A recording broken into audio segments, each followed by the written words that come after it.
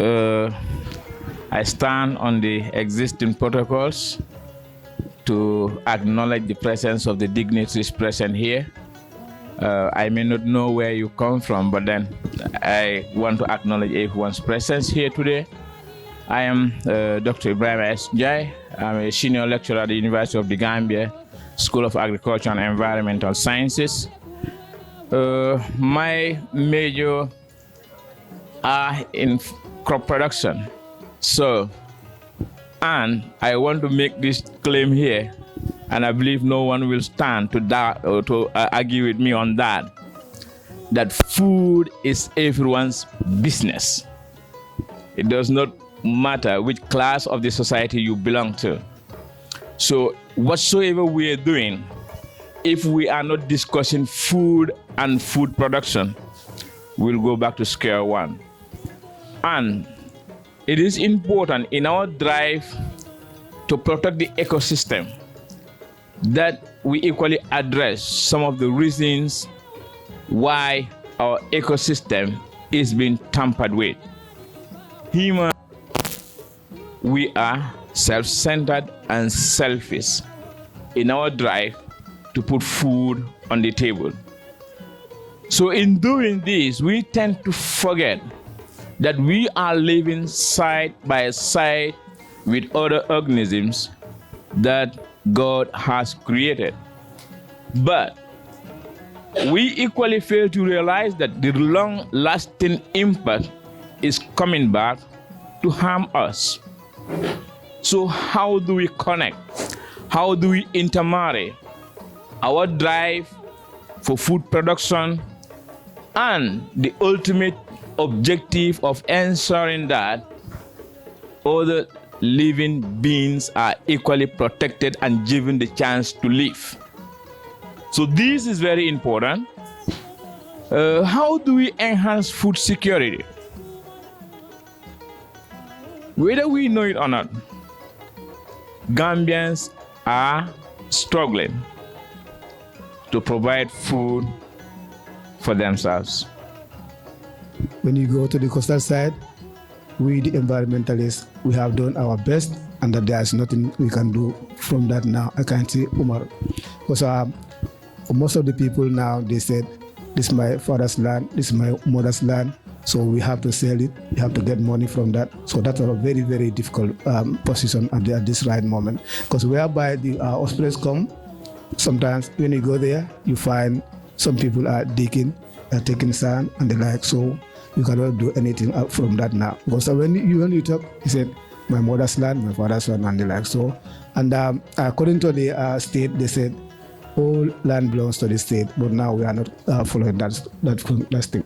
So that is why most of the people are selling their lands to the property agents and the like.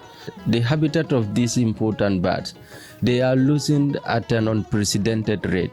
You take an example of the ecosystems where they always live. Okay, you realize that with the impact of climate change, such areas are now being, they are no more eco-friendly for them as well. And equally, if you also look at their feeding habitat, they feed on fish and the rest of others. But you realize that one of our organizations, SITAC, with the support from Blue Ventures, we were able to have a data collection for the first time about the fish catches from Gunjur to Tanje, Gunjur, Sanyang, and Tanje. But unfortunately, this research revealed that 77% of the fishes that we catches, they are all juvenile. So could you imagine if this continues, the habitat pattern of, the feeding pattern of these creatures definitely is going to be at a very huge thing. So it's very important that we have these kind of conversations from the academics, the policy makers, the actors in every sectors of life, for us to have a serious conversation on how do we preserve some of these areas to ensure that we have these things functional for the ecosystem and so on. So one more, we will have the question from Mr. Colley, and from there we'll go for the tour, and from the tour we'll also have a very similar one, very connected to this as well.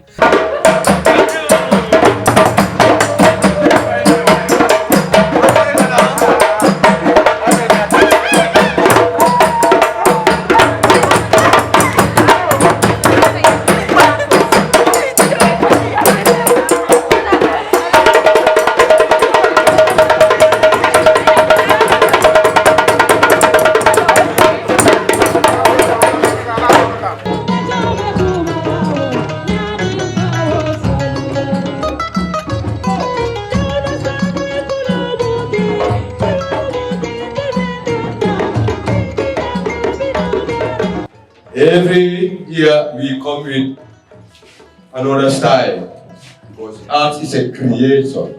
So today we come in with another style.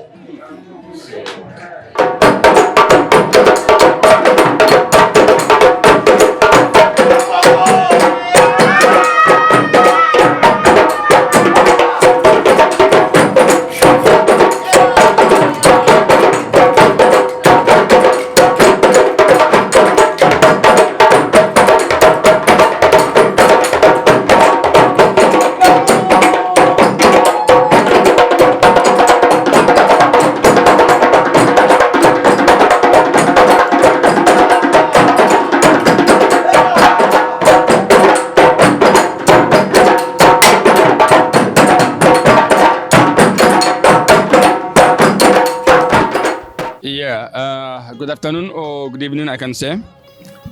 First and foremost, I am Honorable Mamudu Chare Jiba, the Councillor for Gunjur Ward. Today we are gathered here at the Eco-Lodge, Dalaba Eco-Lodge. This is the West African Bird Fair and Ecotourism Conference, the 6th edition, which is going on at the Gunjur Dalaba Lodge here. This is, of course, a very, very important convergence here because this is about the promotion of environmental conservation. And as we all know, the environment is said to be the business of everyone. Whether we know it or not, the environment is the business of everyone within. And this conference is meant to raise awareness about the protection of birds and their various habitats, and it also encourages us for the use of for the sustainable use of our natural resources and the benefits for the present and the future generations. It is a very, very important event where we share information with experts, with those in the academia, and those in decision-making authorities.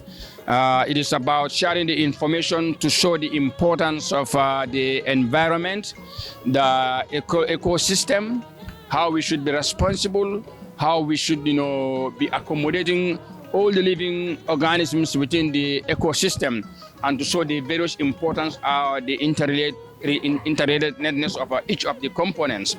So like I said, we need to offer ourselves with the environment and to know exactly what is expected of us and how we should take responsibility of our environment, because without the ecosystem, we are nowhere. So I think that is one of the most important part of this convergence, to learn the best practices, to be responsible and to be concerned with what is going around us. We should encourage planting trees. We should take responsibility of our forests and the ecosystem and know that we are living with other people.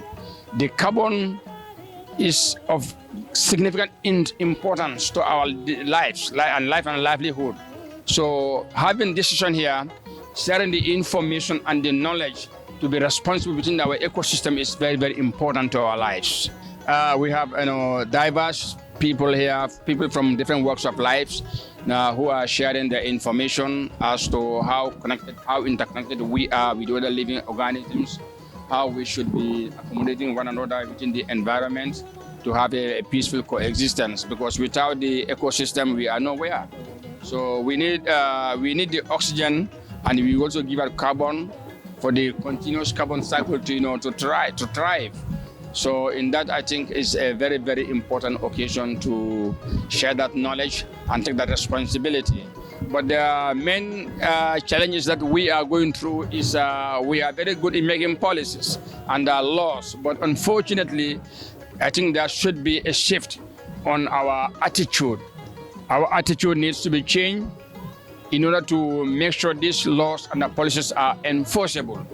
Enforcement is our challenge, and then that has to do with our attitude. So we need an attitudinal change to make sure this enforcement of our policies and laws are taking place. So I think that on that note, I have to say that it's a good interaction or intervention here to get that expertise and then see how responsible we're going to live within our environment. Thank you so much.